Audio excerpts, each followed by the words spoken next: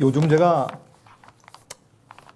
차를 타고 가면서 지나가는 수많은 차량들과 또 많은 사람들을 지켜볼 때,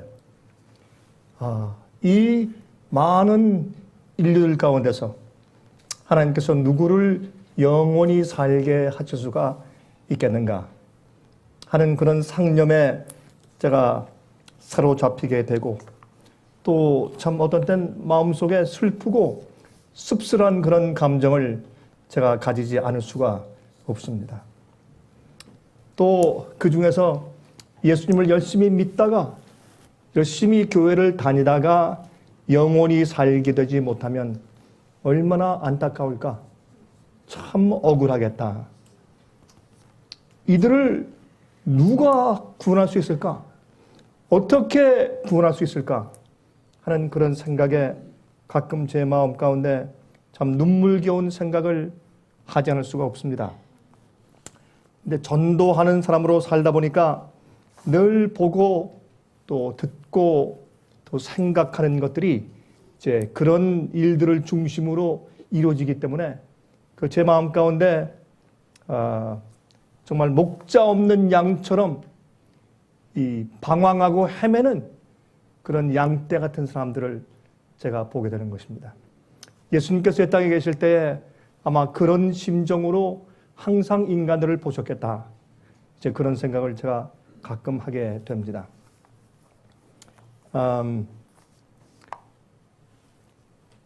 사람이 두 주인을 섬길 수 없다.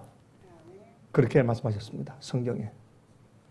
그게 무슨 말인가 하면 우리 마음이 나누어진 그런 헌신과 예배는 있을 수가 없다는 것입니다. 영원히 살게 되는 사람들은 예수님만 섬기는 사람들입니다. 그들 마음 가운데 다른 주인이 없습니다. 주인을 섬긴다고 하는 것은 그것은 노예가 주인에게 묶여있는 상태를 말하는 것입니다. 그러나 우리가 주님께 묶여있는 것은 돈으로 팔려가서 어쩔 수 없이 묶여있는 것이 아니라 사랑으로 묶여있어서 주님께 향한 우리의 헌신과 우리의 예배가 한결같이 우리가 자원하는 마음으로 드리는 것이라 그 말입니다. 여러분, 노아 홍수 때 120년 동안 주님께서 노아를 통해서 복음을 전하셨습니다. 근데 그 복음은 간단한 것이었는데 두 가지였습니다. 이제 주님께서 이 세상을 홍수로 심판하실 것이다. 두 번째, 그들은 주님의 계획대로 방주에 들어가야 산다. 그 두 가지였습니다. 여러분, 인자의 때는 노아의 때와 같다고 했습니다. 그러므로 이러한 그 두 가지의 개념의 기별이 지금도 존재합니다. 근데 많은 사람들이 그것을 이해하지 못합니다. 그리고 하나님의 분명한 요구가 있음에도 불구하고 자기 마음대로 있습니다. 여러분, 한번 간단히 생각해 보십시오. 이 많은 그리스도인들이 어떻게 예수를 믿는가? 자기 마음대로 믿습니다. 자기 나름대로 믿습니다. 예수님 뜻대로 주께서 말씀하신 대로 믿는 사람들이 아주 적습니다. 이것은 참 어떤 때 전도 목사로서 제 가슴을 아프게 합니다. 그래서 이걸 어떻게 무엇으로 어떻게 설교하고 설득하고 도와줘야 사람들이 영생에 이를 수 있겠는가? 이 사실은 그 제 마음 가운데 마치 그 억압하는 어떤 큰 돌덩어리가 제 가슴을 이렇게 억압하는 듯한 그런 부담을 가지고 제게 자주 밀려오곤 합니다. 그래서 어떤 때는요, 참 우스운 얘기지만 웃을 수가 없어요. 어떤 때는 웃음이 안 나와요. 어떤 때는 즐거운 마음이 생기다가도 또 사라지고 그러한 영혼에 대한 부담이 제 마음 가운데 있는 것이 사실입니다. 자, 그런데 하나님을 섬길 때 두 주인을 섬길 수 없다. 제가 이번에 이 문제를 생각하면서 이 두 주인이 누굴 말하는 것일까? 물론 한 분은 예수님이시죠. 그럼 또 하나는 누구일까? 제가 가만히 말씀을 읽으며 생각하니까 두 번째 주인은 다른 것이 아닙니다. 재물일 수 있고 명예일 수 있고 또 자랑일 수 있고 많은 것이 있겠지만 그러나 그 모든 것들은 성경에는 재물과 주인을 주님을 함께 섬길 수 없다라고 표현되어 있지만 재물을 섬기는 자가 누굽니까? 납니다. 이 세상의 자랑을 섬기는 자가 누굽니까? 내 자신입니다. 이 세상에 있는 많은 것들을 소유하고 싶은 욕심을 가진 자가 누굽니까? 납니다. 그래서 하나님을 섬기든지 아니면 자기를 섬기든지 둘 중에 하나인 것입니다. 근데 우리가 자주 얘기를 하지만 중간은 없습니다. 중간은 없습니다. 근데 많은 그리스도인들이 중간이 있는 줄로 알고 자기는 중간에 있다고 생각을 합니다. 또 많은 사람들은 내가 예수님을 부르기 때문에 내가 주님을 섬긴다고 생각을 합니다. 그러나 기회만 오면 자기를 섬기는 것입니다. 조금만 옆구리를 찌르면 금방 자기가 튀어나오는 것입니다. 예수님께 돌리는 영광을 자기에게 돌립니다. 그래서 사실은 우리가 이 문제에 대해서 오늘 좀 같이 깊이 생각을 해봐야 할 것입니다. 위기에 또 가만히 있다가 급할 때 튀어나오는 것은 예수님이 아니고 자기란 말입니다. 그래서 예수님이든지 아니면 자기든지 둘 중에 하나만 섬기는 것이지 그 중간은 있을 수가 없다는 말입니다. 자, 한번 이렇게만 생각을 해보죠. 우리가 사람들을 어떻게 평가합니까? 오늘은 제가 말씀드리는 얘기가 좀 무거울지 모릅니다. 대부분의 그리스도인들에게 이러한 얘기는 아주 부담스럽고 무거운 얘기입니다. 별로 듣기를 원치 않는 얘기들입니다. 이런 설교를 하면 교회에서 쫓겨나기 십상입니다. 교회에서 인기 있는 목사가 될 수 없습니다. 그 교회가 발전할 수가 없습니다. 교회가 성장할 수가 없습니다. 예수님께서 말씀하셨을 때 예수님은 이러하시기 때문에 십자가에 돌아가셨습니다. 왜 사람들이 예수님을 그렇게 미워했을까? 참 이상하잖아요. 여러분 성경을 읽으면서 그런 생각 안 들어가십니까? 이렇게 겸손하시고 이렇게 이타적이고 이렇게 깨끗하고 이렇게 의로운 분을 사람들은 어쩌면 그렇게 미워했을까? 예수님을 어쩌면 그렇게 증오하고 교회가 예수님을 붙잡아서 때리고 가시관을 씌우고 십자가에 못 박았을까? 이해가 안 되지 않습니까? 그렇죠? 우리는 그런 분을 우리가 본다면 우린 깊은 동정과 참 존경하는 마음과 아끼는 마음으로 우리가 대할 것 아닙니까? 그런데 그것이 아닙니다. 그 이유는 예수님의 존재 자체가 예수님이 살아계시고 숨쉬고 있는 그 존재 자체가 그들의 생애를 그들의 마음을 정죄하고 있었기 때문에 예수를 미워했습니다. 그들이 제사장들이었습니다. 바리새인들이었습니다. 율법사들이었습니다. 랍비들이었습니다. 그러나 예수님의 그들의 마음과 그들의 의도와 그들의 생활 방식과 그들의 영혼과 전혀 다른 깨끗하고 의롭고 거룩한 자가 존재한다는 그 자체가 그들을 정죄하는 것이었습니다. 그들은 그렇게 살지 못하기 때문에 그런 마음을 가지고 있지 못하기 때문에 정죄받는 것이었습니다. 예수님은 세상의 빛이었습니다. 하나님이 인간이 되어서 이 땅에 사신다면 어떤 분이셨을까라는 것을 보여주는 분이었습니다. 그래서 예수님을 보면서 그들은 무엇을 보았습니까? 하나님을 보았습니다. 자, 그런데 우리는 사람들을 어떻게 평가합니까? 이 질문으로 시작해 보는 것이죠. 우리는 서로 사람들을 어떻게 평가할까? 근데 하나님께서 우리 인간을 평가하시는 것과 전혀 다르거든요. 하나님께서는 참 contrite heart, 그렇죠? 회개하는, 통회하는 마음과 그 다음에 lowly heart, 겸손한 자와 함께 하신다 그랬습니다. 그러나 우리 인간들은 그런 자를 무시합니다. 그런 자를 인정하지 않습니다. 통회하는 마음과 겸손한 자를 절대로 인정하지 않습니다. 그것이 인간의 교육이고 우리가 그렇게 그러한 눈을 가지고 평가하도록 우리가 훈련받아 왔습니다. 그리스도인들은 아니지 않습니까? 마찬가지입니다. 교회에서는요, 마찬가지입니다. 목사들 사이에서는요, 마찬가지입니다. 이거는 이 세상의 교육이 그렇습니다. 그럼 가끔 제가 그런 얘기를 합니다. 젊은 사람들에게 신학교를 가지 마십시오. 그러면 아주 이상한 눈초리로 저를 쳐다보죠. 좀 정신이 나간 사람 이야기니까 그 얘기는 또 더 나가서 학교 보내지 마십시오.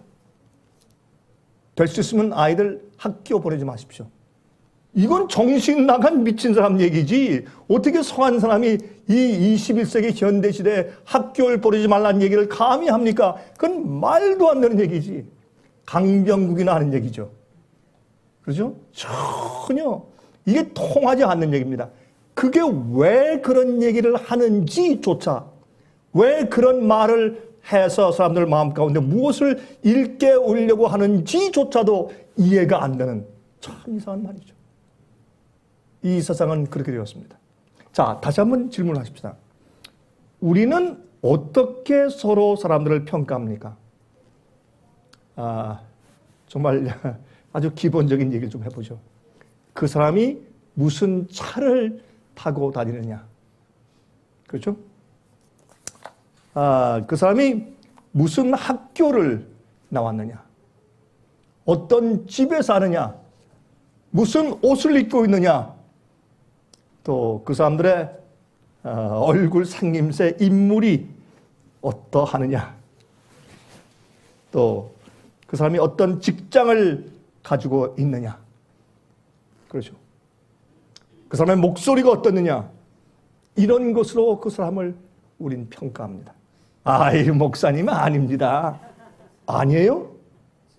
정말 아닙니까? 꼭 그렇습니다. 그런 것들을 가지고 사람들을 평가하고 삽니다. 믿는 자들은 안 그렇습니다. Yes, 그렇습니다. 그래서 하나님께서 우리를 보시는 것과 우리가 우리를 서로 보고 평가하는 것은 너무나 다른 것입니다. 자, 그러니 이 사람들이 뭘 위해 살게 돼요? 나를 위해 살게 돼요. 내가 남에게 지금 어떻게 보이느냐?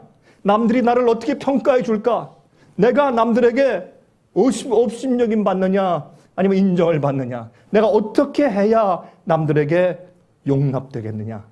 하는 걸 위해서 삽니다. 여러분들이지요? 제 말은 진실입니다. 이것 때문에 많은 그리스도인들이 예수를 믿는다고 하지만 그 믿음은 가짜입니다. 자기를 섬기지 주님을 섬기는 삶이 아닙니다. 두 주인을 섬길 수 없다고 성경은 말하는 것입니다. 여러분, 이 얘기는 참 가슴 아픈 얘기입니다. 이게 바로 self-worship입니다. self-worship. 마지막에 짐승의 표의 환란이 올 때 정말 누구를 섬기느냐, 누구를 경배하느냐, 짐승이냐, 아니면 하나님이냐. 그게 어떻게 판가름 납니까? 인간의 제도와 명령, 인간의 권위, 아니면 하나님의 권위와 명령. 이 둘 중에 하나의 선택이 있는 것입니다. 그때 많은 사람들이 인간의 권위를 선택하고 주님의 계명을 바꾸었을지라도 인간의 권위를 선택할 수밖에 없는 것은 그 사람들이 자기를 섬기는 두 주인 가운데 예수님이 아니라 조용하신 예수님, 여러분 사실 이렇게 한번 생각해 보세요. 이 땅에 계실 때 예수님과 하늘에 계신 예수님은 똑같은 분입니다. 항거하지 않으시고 번개불과 우레로 처리하고 심판하고 즉시 처형하지 않으시는 하나님. 조용하신 하나님. 가만히 참고 계시는 하나님. 오래 인내하신 하나님. 그 앞에 사람은 두려워하지 않는 것입니다. 그러나 인간은 금방 너 사고팔고 못해? 너 죽인다? 고문, 감옥, 사형. 누구 앞에 경배하게 될까요? 여러분이시여, 이것은 우리 믿는 그리스도인들이 한 번 다시 잘 짚고 생각해 보면서 지나가야 하는 것입니다. 우리가 사람들에게 업신여김 받을 때 그걸 어떻게 표현해야 될까요? 좀 내 마음을 건드리는 그런 취급을 받았을 때, 그런 말을 들었을 때, 누가 내 옆구리를 찔렀을 때, 그때 내가 어떠하느냐? 그게 내가 누구를 섬기며 내가 무엇 때문에 사느냐 하는 것을 잘 증거해 주는 것입니다. 아유, 목사님, 아닙니다. 아닙니까? 정말 아닌가요? 우리는 두 주인을 섬기지 못하는데, 그렇기 때문에 우리는 우리 자신을 섬기고 있을 가능성이 아주 큽니다. 많은 사람들은 자기가 자기를 섬기며 살고 있다는 사실조차 모르고 있는 그런 엄청난 참 기만 가운데 많은 그리스도인들이 살고 있는 것입니다. 제가 말씀드렸죠? 오늘 제 말씀은 귀에 듣기 좋은 말씀이 아닐 거라고, 아주 불편한 이야기일 것이라고. 우리 마음에 보좌가 있는데 이 보좌 위에 누가 앉아 있는가? 누가 앉아서 내 생애를 지도하는가? 내 생애를 지배하는가? 한번 생각을 해봐야 할 것입니다. 누가복음 16장 13절입니다. 누가복음 16장 13절에 집 하인이 두 주인을 섬길 수 없나니 혹 이를 미워하고 저를 사랑하거나 혹 이를 중히 여기고 저를 경히 여길 것이미니. 사람이 두 주인을 섬길 수 없다. 한 주인을 섬기면 다른 주인은 인정도 안 하고 경히 여기고, 그렇죠? 그렇게 할 것이기 때문에 두 주인을 한꺼번에 섬길 수가 없다. 예수께서 이 땅에 사실 때, 침례 요한이 이 땅에 살 때 누가 그들을 인정했습니까? 그 나사렛에서 온 그 사람, 나사렛에서 무슨 선한 것이 나오겠어?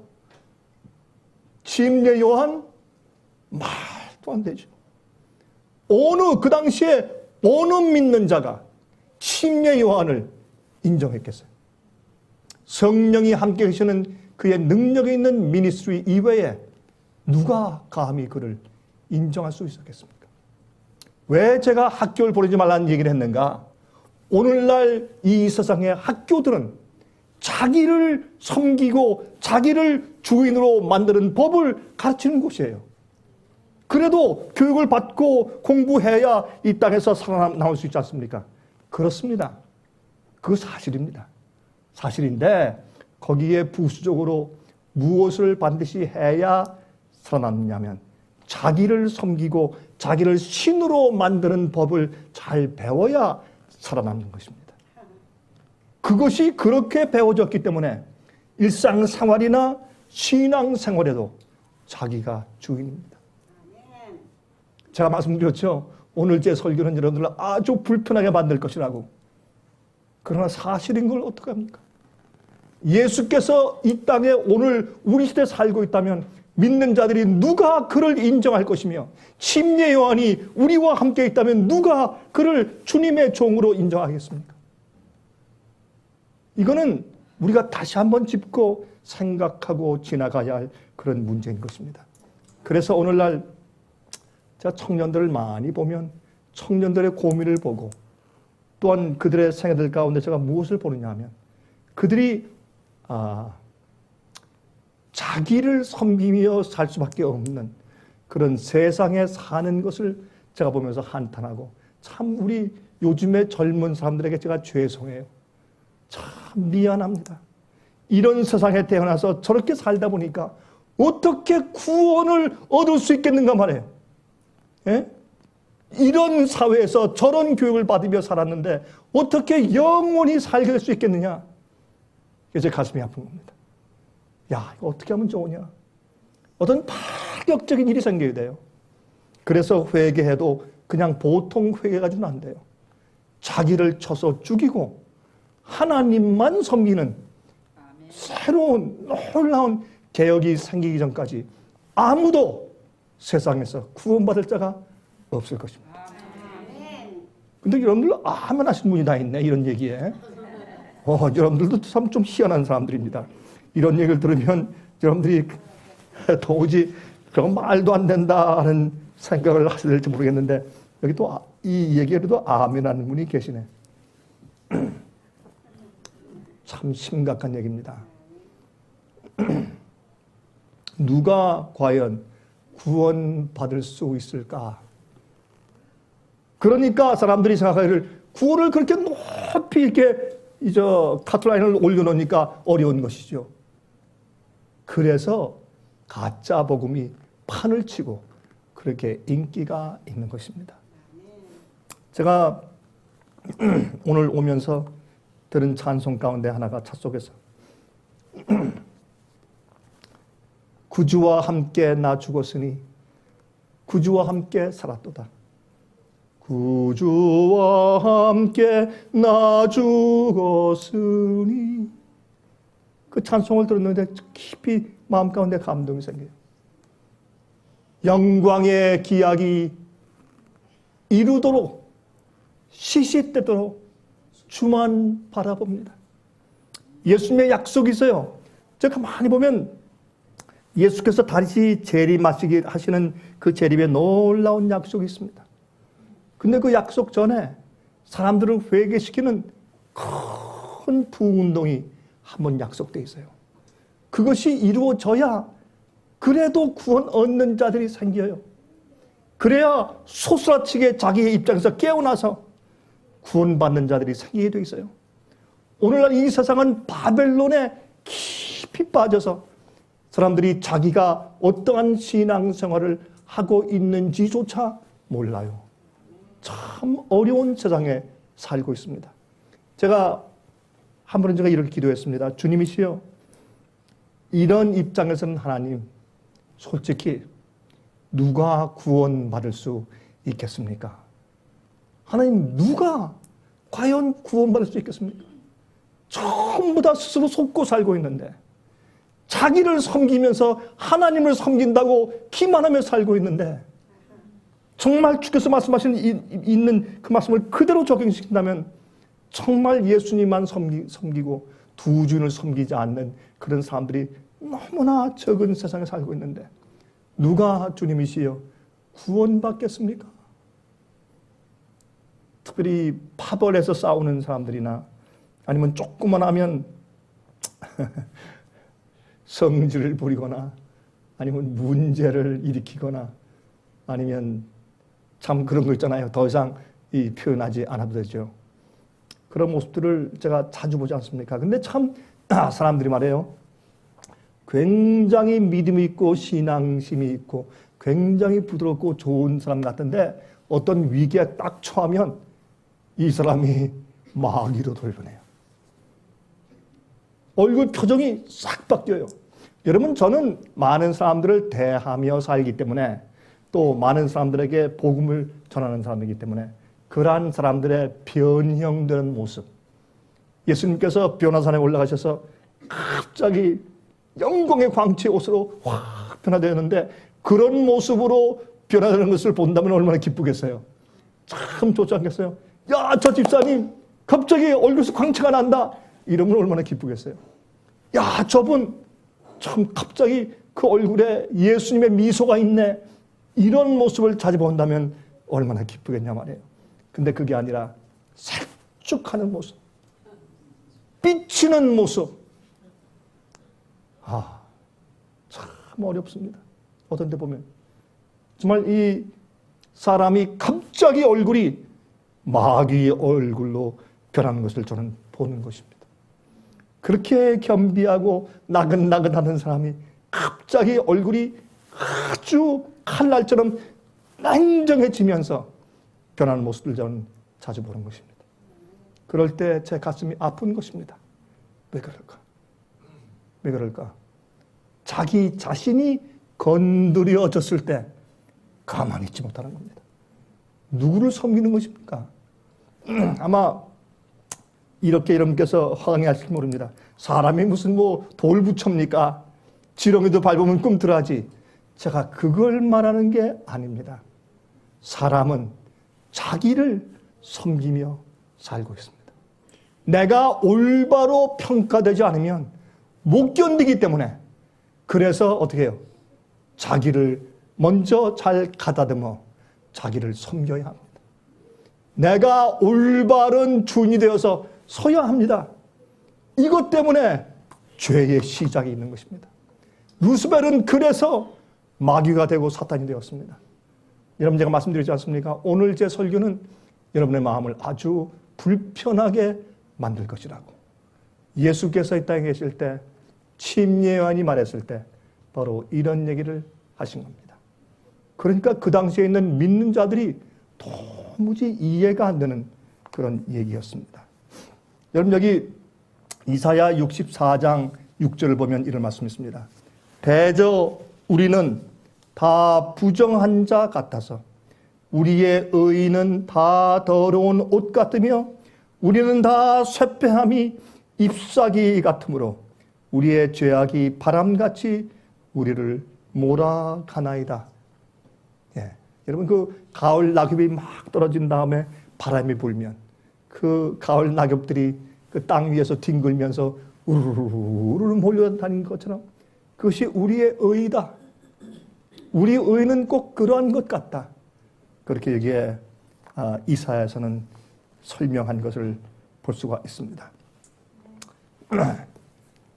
우리의 믿음으로 말미암는 의는 무엇이냐? 이렇게 표현할 수 있죠. 우리의 의를 땅의 티끌 속에 묻어버리고 우리가 할 수 없는 그 일을 하나님께서 하시도록 하는 것이 믿음으로 말미암아 의롭게 되는 것입니다. 그래서 하나님께서 그 일을 내 속에 이루셔야 합니다. 우리는 단 하나의 의로운 것을 조작해 만들어낼 수가 없습니다. 그러면 의는 어떻게 만들어지느냐? 하나님이 의로우신 분이에요. 여러분 예수께서 말씀하기를 부자 복권에게 왜 나를 선하다고 말하느냐? 선한 분은 하나님밖에 없다. 그게 의입니다. 그러면 하나님께서 그 의로운 동기와 소원을 내 속에 성령을 통해서 심어 주셔야 합니다. 그게 내 속에서 일어나야 합니다. 어떤 자에게?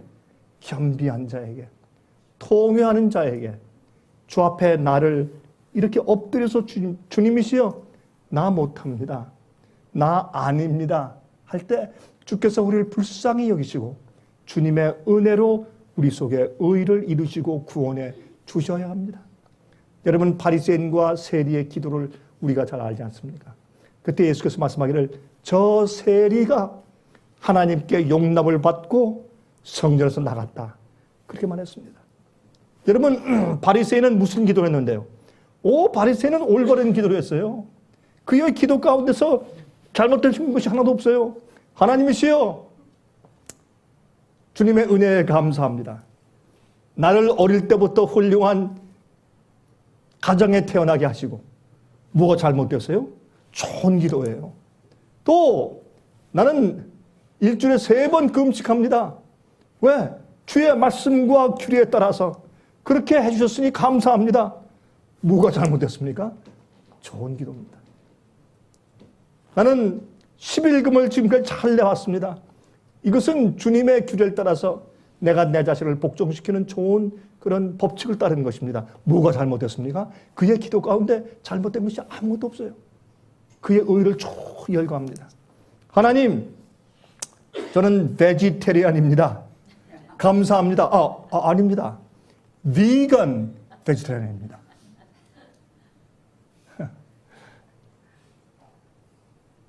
잘못된 게 아무것도 없습니다. 하나님 감사합니다. 나는 저 세리처럼 맨날 돈이나 울고 먹고 그렇게 생활하지 않게 나를 보호하시고 축복하신 것을 감사합니다. 잘못된 게 하나도 없는 의로운 기도입니다. 그러나 자기를 모르는 기도였습니다. 성전에 들어오자 감히 앞쪽으로 나가지 못하고 뒤에서 하나님이시여 나는 죄인입니다. 나를 불쌍히 여기십시오. 하는 세리의 기도를 들으시고 예수께서 저 사람의 기도가 하나님께 상달되었다고 말씀했습니다. 이게 무엇을 의미하는 것인지, 무엇을 말하는 것인지, 우리의 의가 없어지지 않으면 하나님의 의를 얻을 수가 없습니다. 여러분 여기에 예레미야 17장 9절을 보면 이런 말씀이 있어요. 예레미야 17장 9절. 만물보다 거짓되고 심히 부패한 것은 마음이라. 누가 능히 이를 알리오마는. 만물보다 심히 부패한 것은 우리 인간의 마음이라. 야, 정말 그렇지 않습니까? 이 세상에 어떤 것보다 거짓되고 심히 부패한 것이 우리의 마음이라. 누가 그 마음을 알겠느냐? 여러분, 창세기 6장을 보면 하나님께서 노아를 통해서 거기에 있는 인류들에게, 홍수전 인류들에게 말씀하시기를 이제 할 수 없이 너희 생각과 계획하는 것이 너무 악하기 때문에 내가 나의 신이, 나의 성령이 더 이상 너희와 싸우지 않겠다. 은혜 제한이 끝나는 것입니다. 내가 더 이상 너희와 성령이 씨름하지 않겠다. 씨름할 수가 없구나. 네. 우리 사람들을 두 부류로 나누는 또 한 가지의 그 규범을 이야기한다면 하나는 성령의 음성을 듣고 따르는 자들. 성령이 아무리 말씀해도 들을 수 없거나 아니면 듣지 않으려고 마음이 완악해진 자들. 이렇게 두 부류의 사람들로 나눌 수 있겠죠. 그렇죠? 그래서 여러분들이 이런 일에 주의하셔야 합니다. 여러분이 기분 나쁠 때, 속상할 때, 삐칠 때, 예? 마음이 분내어 돌아서려고 할 때, 여러분이 그렇게 되는 이유가 무엇인가? 왜 그러한가? 그걸 생각해 보셔야 합니다. 바로 그 시점이 여러분이 누구를 섬기고 있는가를 여러분에게 알려주는 성령의 음성입니다. 여러분 제 얘기를 잘 들으셔야 합니다. 여러분들이 삐치거나 속상하거나 마음이 분노하거나 마음이 어그러질 때에 왜 그러한가? 그 이유가 어디에 있는가? 예수님께서 이 땅에 사실 때 인간적인 그런 문제 때문에 예수님께서는 한 번도 마음이 상하신 적이 없었습니다. 예수님께서 마음이 상하신 것은 인간이 죄를 짓고 죄를 짓는 일에 너무 익숙해진 것 때문에 예수님은 마음이 아프시고 상하셨습니다. 그거 이외에 예수께서 잘못 평가되거나 잘못 취급을 받았기 때문에 속상해 하신 일이 한 번도 없으셨습니다. 그것이 하나님의 마음입니다. 그것을 우리 인간들은 모르는 겁니다.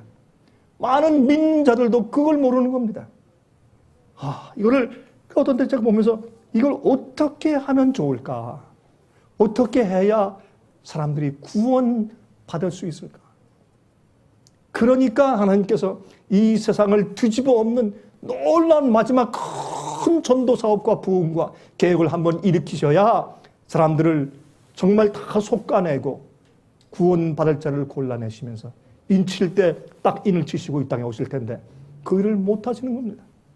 예수를 닮은 자들이 너무나 없기 때문에 예수를 닮은 자들이 없으니까 그와 같은 성령의 능력을 가진 자들이 생기기가 참 어려운 때가 되었다 그 말입니다.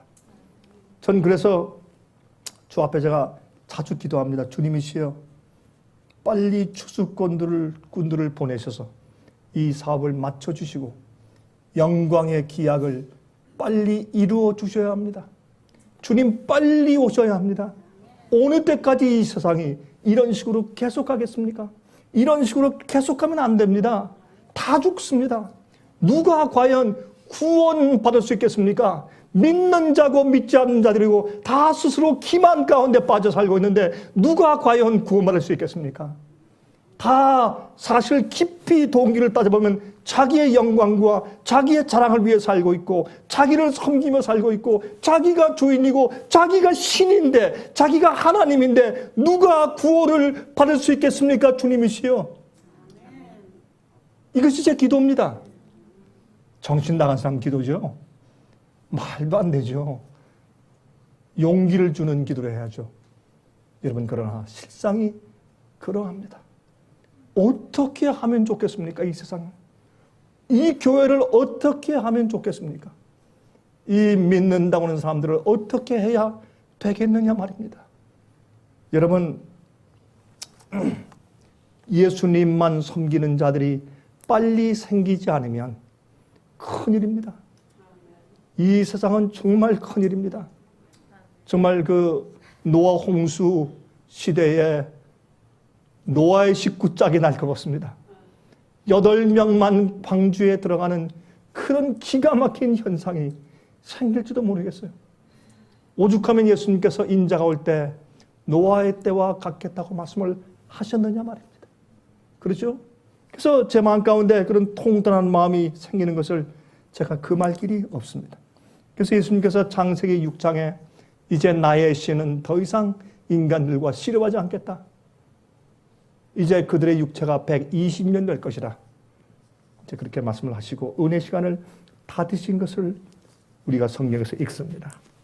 근데 120년을 주셨는데 그 결과가 무엇이었습니까? 참 가슴 아픈 결과입니다.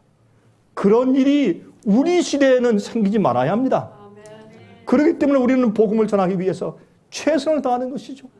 하나님께 대한 오해를 풀어드리고 올바른 복음을 전하기 위해서 이렇게 애를 쓰고 이렇게 정말 노력하는 것입니다. 그래도 감사한 것은 성경에 보니까 14만 4천이라는 숫자가 있더라고요. 저는 어떤 때 그 말씀을 읽으면서 제 마음 가운데 위로를 받습니다. 아, 14만 4천은 있겠구나. 아, 그렇다. 주님께서 마지막 시대에 큰 놀라운 역사를 행하실 것이구나.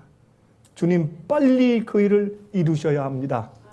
하는 생각을 제가 자주 하게 되는 것입니다. 여기에 예레미야 9장 23절 24절에 이렇게 말씀했습니다. 여호와께서 이같이 말씀하시되 지혜로운 자는 그 지혜를 자랑치 말라. 용사는 그 용맹을 자랑치 말라.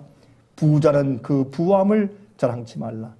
자랑하는 자는 이것으로 자랑할지니 곧 명철하여 나를 아는 것과 나 여호와는 인애와 공평과 정직을 땅에 행하는 자인 줄 깨닫는 것이라. 나는 이 일을 기뻐하노라. 여호와의 일이니라. 우리는요 주 앞에 자랑할 것이 아무것도 없어요. 우리가 자랑할 수 있는 것이 아무것도 없어요. 이게 우리가 무엇을 이루어 놓았다고 해서 우리가 자랑할 것이 없는 것이, 여기에 우리가 자랑하는 것은 하나님에 대한 명철, 그건 지혜예요. 하나님의 의도와 주님의 뜻과 진리를 깨닫고 아는 명철이 있는 것과 또한 하나님의 품성을 아는 것이에요. 여호와는 인애와 공평과 정직을 땅에 행하는 자인 줄을 깨닫는 것이라. 아, 내가 하나님의 뜻을 알았구나.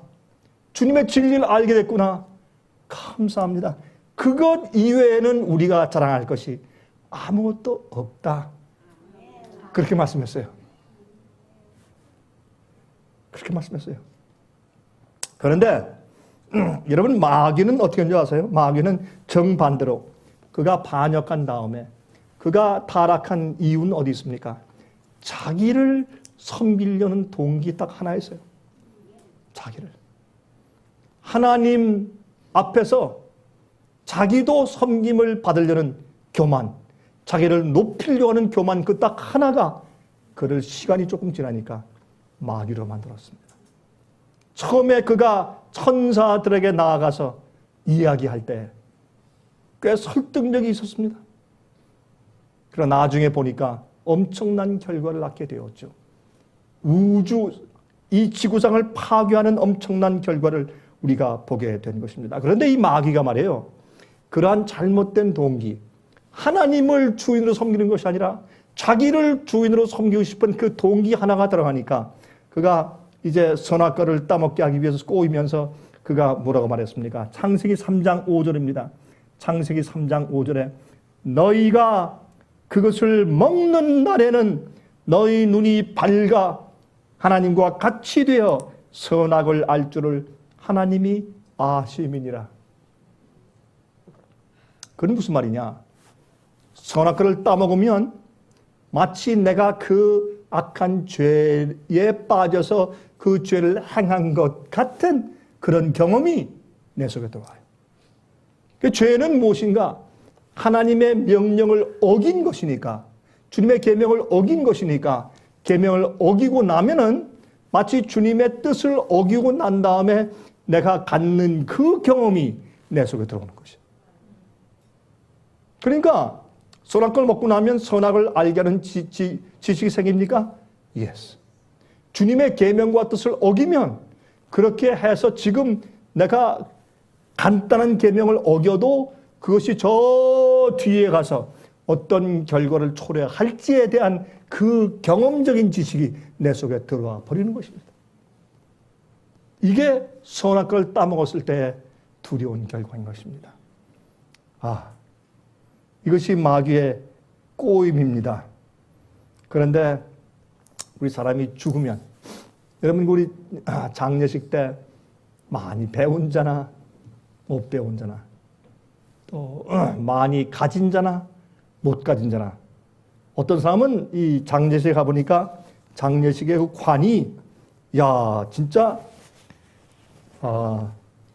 손금은 아니지만은 금으로 도색을 하는 것 같아요. 그리고 청동, 구리, 정말 비싸고 좋은 그런 관을 만들어서 이제 사람을 관에 넣고 묻습니다. 그러면 참 비싼 관이죠. 그런데 그 다음은 무엇입니까? 아무것도 아닙니다. 우리가 이룬 것, 내가 행하던 모든 것들이 하루아침에 다 우리 도모가 사라져버린 것입니다. 그래서 그 결과는 아무것도 아닙니다. 그래서 우리는 아무것도 아니다 라고 고백하는 것입니다. 왜냐하면 하나님은 영원히 존재하시고 회전하는 그림자도 없어요. 주님께서 말씀하시는 것은 그 자체가 창조의 능력이고 행하시는 모든 것은 법칙이며 주님은 영원히 존재하시기 때문에 하나님은 all in all, 모든 것의 전부이십니다. 근데 우리는 아무것도 아니에요. 왜? 다 한 것도 사라지면 없어지기 때문에. 이것이 불멸의 존재와 불멸의 존재가 아닌 차이인 것입니다. 우리 그것을 한번 깊이 생각을 좀 해봐야 할 것입니다. 그러면 영원히 존재하게 될 자들은 어떤 자들일까? 누가 앞으로 영원히 존재하게 될 것인가? 여러분 이런 걸 생각하면서 사람들은요 이렇게 말을 하면 하늘이 어떻습니까? 아주 지루한 곳이 되죠. 재미없는 곳이 되고 내가 성취할 것이 아무것도 없는 곳이 되는 것 같아요. 그리고 어떻게 해요? 재미가 없어요. 사람들은 이 세상에 살면서 왜 재미있는 줄 아십니까? 내가 무엇을 이루고 내가 인정받고 내가 좋은 평가를 받고, 그렇죠? 여러분 제가 말씀드렸죠? 오늘 제 설교는 이런 마음을 아주 불편하게 할 것이라고. 우리 자녀가 잘 되고 우리 좋은 집에 또 이사 갔고, 예? 비즈니스에 이익을 많이 남겼고, 또 내 재주가 있어서 사람들에게 인정을 받고, 그래야 재미가 있어요. 그렇지 못하면 재미가 없어요. 그런데 예수님은 어디에서 재미를 얻으셨는가? 사람들을 구원하고 불쌍하고 나약한 자들을 도와주고 하나님의 아버지의 뜻을 알려주고 악한 길에서 돌이키게 하고 그런 일로 예수님의 생애에 기쁨과 즐거움과 재미가 있으셨어요. 왜 많은 그리스도인들이 전도하지 않는가? 그게 문제예요. 자기 사는 생애에 재미가 다른 데가 있어요. 그런 데는 재미가 없어요, 별로. 여러분, 시대의 소망이라는 그런 책을 읽으면서 예수님의 투쟁의 시기, 유년식이라는 그런 어릴 때의 예수님의 생애에 대해서 설명한 그런 장면들을 읽어보면 참 우리가 눈물이 없으면 그 장면들을 읽을 수가 없어요. 아, 예수님이 이러한 분이셨구나. 아주 그 마음속 깊이 밑바닥부터 그런 분이었어요. 그런데 오늘날 이 세상에서 우리가 훈련받고 우리가 교육받아온 것은 그런 것이 아닙니다. 우리는 자기 성취, 자기의 발전, 그렇죠? 자기의 인정, 이런 것이 생겨야 재미가 있어요. 즐겁고. 자, 이걸 우리가 어떻게 이해해야 될까? 어떻게 요즘의 젊은이들이 어떻게 이런 것을 이해하고 그들이 성장할 수 있을까? 너무나 어두운 세상에 우리가 살고 있는 것이에요. 참 세상이 어둡다. 정말 어둡다. 세상에 살고 다니는 사람들 가만히 보면 정말 흐느적거리면서 살고 있어요. 그 사람들이 열심히 살고 있는데 자기를 섬기며 살고 있어요. 근데 이거를 무엇을 어떻게 얘기하고 어떻게 전해 주어야 사람들이 깨어나서 하나님만 섬기는 믿음을 가질 수 있겠는가? 이거 참 어려운 일이죠. 네, 참 어려운 일입니다. 간단한 일이 아닙니다. 이 일을 위해서 우리가 정말 하나님께 기도를 많이 해야 할 것입니다. 여러분 누가복음 17장 7절부터 10절 보면 거기에 이런 말씀이 있어요. 이거 참 재미있는 얘기예요. 누가복음 17장 7절부터 10절을 보면 예수께서 이렇게 말씀하셨어요. 너희 중에 위계 밭을 갈거나 양을 치거나 하는 종이 있어 밭에서 돌아오면 저더러 곧 와 앉아서 먹으라 할 자가 있느냐? 양치는 종이 있고 아니면 밭에서 일하는 농부 종이 있습니다. 그들이 돌아왔을 때 주인이 아유 자네 수고했나 땀 좀 닦아 올라오게 같이 식사를 먼저 하자. 이렇게 하는 주인이 있느냐? 없다. 이게 그런 얘기예요. 시큰 일하고 떼약볕에서 애를 많이 쓰고 기진맥진하고 배고프고 말이죠. 땀 흘리고 그리고 들어왔는데 주인이 일로 와. 물 좀 떠와. 내 발 좀 씻어. 그리고 저 뭐 좀 해와라. 장작을 패라. 그렇게 하지 않겠느냐. 그런 말이에요. 그 다음에 도리어 저더러 내 먹을 것을 예비하고 띠를 띠고 나의 먹고 마시는 동안에 수종 들고 너는 그 후에 먹고 마시라 하지 않겠느냐. 너 빨리 가서 좀 앞치마 좀 두르고 가서 이거 좀 준비해 가지고 와. 나 배고프다. 이렇게 하지 않겠느냐. 명한 대로 하였다고 종에게 살해하겠느냐? 수고했다. 자, 한 2냥 내가 오늘 더 줄까? 그렇게 하는 주인이 어디 있느냐? 명한 대로 하겠다고 종에게 살해하겠느냐? 이와 같이 너희도 명령받은 것을 다 행한 후에 이르기를 우리는 무슨 종이라? 무익한 종이라. 무익한 종이라. 우리의 하여야 할 일을 한 것뿐이라 할지니라. 나는 무익한 종입니다. 무익한 종이 무슨 뜻이에요? 쉽게 얘기해서 쓸데없는, 유익이 없는 종이에요. 주께서 시키는 일을, 주인이 시킨 일을 그저 할 따름입니다. 그런데 우리가 주인이야. 솔직히 안 그래요? 그러니까 기분 나쁘지. 내가 열심히 교회를 했는데 인정을 안 해줘. 기분 나쁘죠. 왜? 내가 주인이니까. 여러분, 이건 심각한 얘기입니다. 내가 내 형제에게 최선을 다했어. 그런데 그 형제가 내가 최선을 다해준 것처럼 인정을 안 하거나 살해를 하지 않아. 기분 나쁘지. 왜? 내가 주인이니까 내가 주인이요. 하나님이 주인이 아니요. 자기는 무익한 종이 아니에요. 유익한 종이에요. 그 남들이 나를 섬겨야 돼요.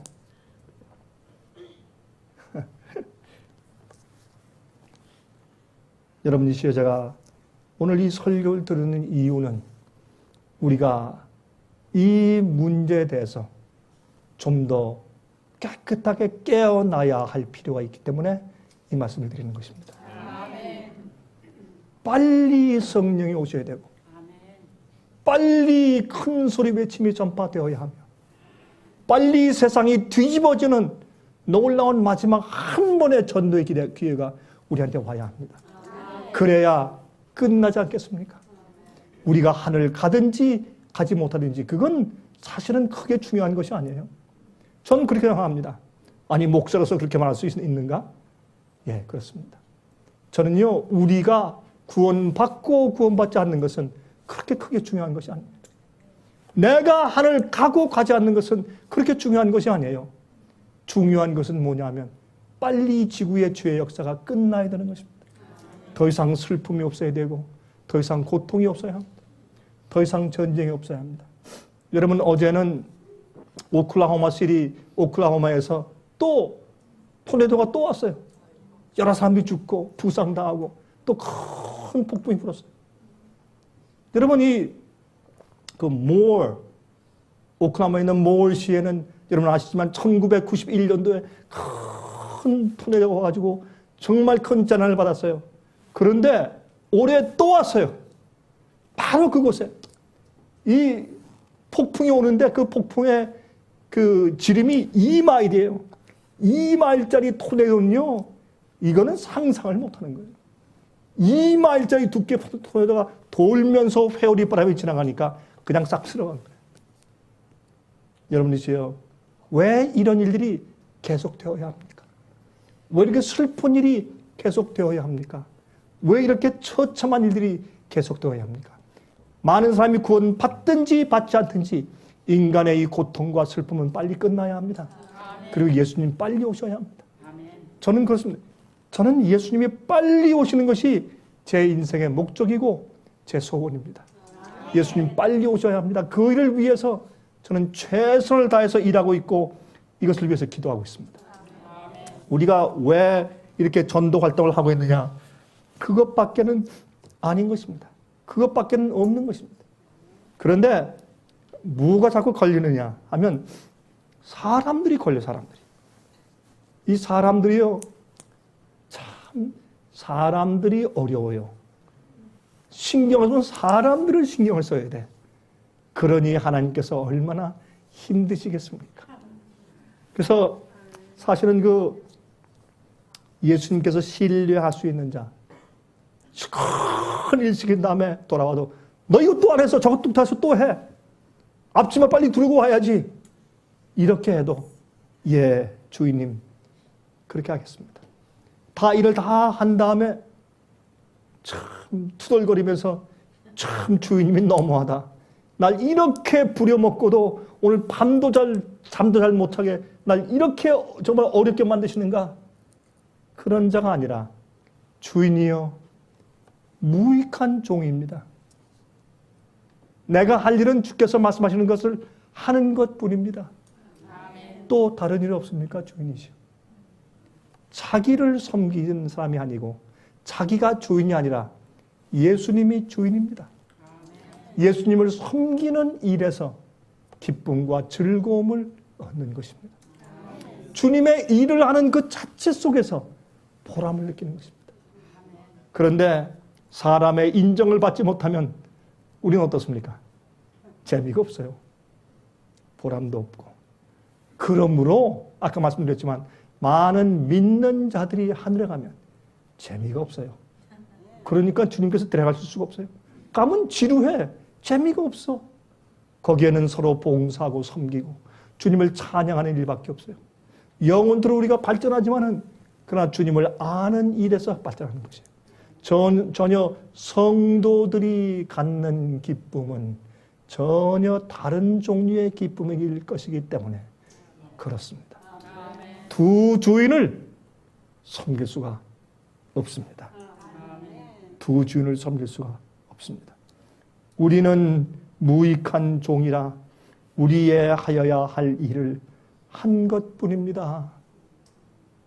그러면서도 기쁠 수 있는 이것이 참된 겸손 같습니다. 이번에 제가 미국인들이 하는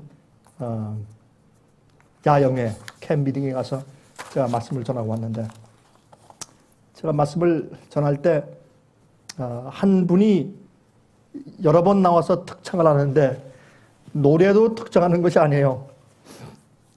톱으로 톱 연주. 인도 의사예요. 인도 의사인데 이분이 자주 나와서 특창을 하는데 자기는 노래를 잘 못한다고. 그래서 톱으로라도 하나님께 영광을 돌려야겠습니다 하고 나와서 정말 목수간에서나 볼 수 있는 큰 톱, 길고 큰 거, 이거 보면 좀 징그러운 거, 그걸 가지고 올라와서 무릎에 놓고 무릎을 떨어요. 이렇게 떨고 손을 떨면서 바이올린 그 대를 가지고 이렇게 쭉쭉 타면서 연주하는데 참 감화가 돼요. 그 톱은 일상생활에 쓰는 것이지 악기가 아닙니다. 하찮은 것이에요. 그런 톱은 어디 가나 살 수 있어요. 그런 톱을 가져와서 그 톱을 연주하는데 영혼이 담겨 있어요. 그 톱을 떨어요. 자기의 무릎으로 떨고 손으로 떨면서 그것을 이렇게 켜는데 바이올린의 소리를 내는 것과는 또 다른 색깔의 소리를 내요. 윙 하면서 하는 소리 있지 않습니까? 그 소리가 우리 가슴을 울려와요. 여러분, 우리는 무익한 종일 수 있어요. 큰 유익이 없는 종일 수 있어요. 주님께서 우리가 아니더라도 얼마든지 일을 하실 수가 있어요. 저는 자주 저희 직원들에게 이렇게 말을 합니다. 주님이시여, 제가 가끔 그런 기도를 하는데, 주님이시여, 특별히 제가 우리 직원들과 함께 기도할 때 제가 그런 기도를 가끔 합니다. 제가 얼마 전에 우리 중국인 우리 형제 자매들과 기도할 때 제가 그런 기도를 또 했습니다. 하나님이시여, 주님께서 그 장소에서 거기에서 사용하실 자들 가운데서 우리보다 더 효과적이고 더 나은 자들이 있으면 주님 그들을 사용하셔야 합니다. 그들을 쓰셔야 합니다. 우리의 목적은 우리가 그 일을 이루는 것이 아니라 빨리 그 일을 이루는 것이 우리 목적이기 때문에 주님께서는 그들을 사용하셔야 합니다. 그러나 주님께서 우리밖에 없다고 여겨주시면 우리에게 이 일을 맡기십시오, 주님. 주님께서 이 일을 맡기시려고 하시면 우리에게 능력을 주셔야 합니다. 우리에게 능력을 주셔야 합니다. 우리는 빨리 끝마치고 하늘에 가기 원합니다. 제가 그 톱을 켜는 그 분의 그 연주를 들으면서 그런 생각을 했어요. 근데요, 제가 이 말씀을 드리는 것은 그분이 톱 연주를 하는데 음정이 자꾸 틀려. 그것이 저한테는 묘미가 있더라고요. 저는 이 귀가 예민한 사람이기 때문에 피아노 칠 때 음정이 하나만 틀리면 아주 귀에 거슬려요. 노래 부를 때 누가 플랫이 되거나 샵이 되거나 조금 음정이 틀리면 아주 제 귀에 거슬려요. 저는 어릴 때부터 그렇게 훈련받았기 때문에 저는 정확한 음을 내고 정확한 화음이 안 생기면 차라리 불협화음으로 화음이 되면 괜찮죠. 의도적으로. 그거 말고 잘못된 음정이 나거나 잘못된 악기의 음정이 들어가면 저는 귀가 거슬리는 사람이에요. 꽤 음악적으로 좀 예민한 귀를 제가 가지고 있는 것이죠. 그런데 이 인도 의사가 톱 연주를 하는데 이렇게 할 때 끝에 가서 계속 샵이야. 계속 음정이 올라가. 그래서 제가 귀에 거슬리지만은 그러나 제가 그 사람의 감정을 들으면서 제가 감동했어요. 감정을 들으면서. 우리는 무익한 종이에요. 여러분이 해놓은 게 뭐가 있어요? 솔직히. 제가 해놓은 게 뭐가 있느냐고. 우리가 주님께 유익을 드릴 것이 무엇이 있느냐고요, 지금. 우리가 무엇을 주 앞에 드릴 수 있어요? 우리가 아니고도 얼마든지 주님께서 하실 수 있는 것이에요. 그래서 우리는 무익한 종입니다. 주님께서 써주신 것만 감사합니다. 이런 마음을 가지고 살면 내가 남에게 100만 금을 주었든지 내가 남을 위해서 한 달 동안 밤잠을 못 자고 일을 해 주었든지 아니면 내가 교회에서 어떤 일이든지 봉사를 그렇게 많이 했는데 사람들이 나를 업신여기거나 아니면 나한테 창피를 주었다고 해서 우리 마음 가운데 살쭉거리는 일이 생길 수 있을까요? 아닙니다. 나는 무익한 종입니다. 이렇게 할 수 있는 특권을 얻은 것만도 감사합니다. 이거를 배우지 못하기 때문에 자기가 주인이니까 성령이 없는 겁니다. 이게 제가 이렇게 말씀드린 이유는 빨리 우리가 성령을 받고 빨리 하늘을 가야 합니다. 빨리 세상의 복음사를 마쳐야 합니다. 이 일을 이루지 못하면 우리는 이 땅에 살고 있는 존재 목적이 없는 겁니다.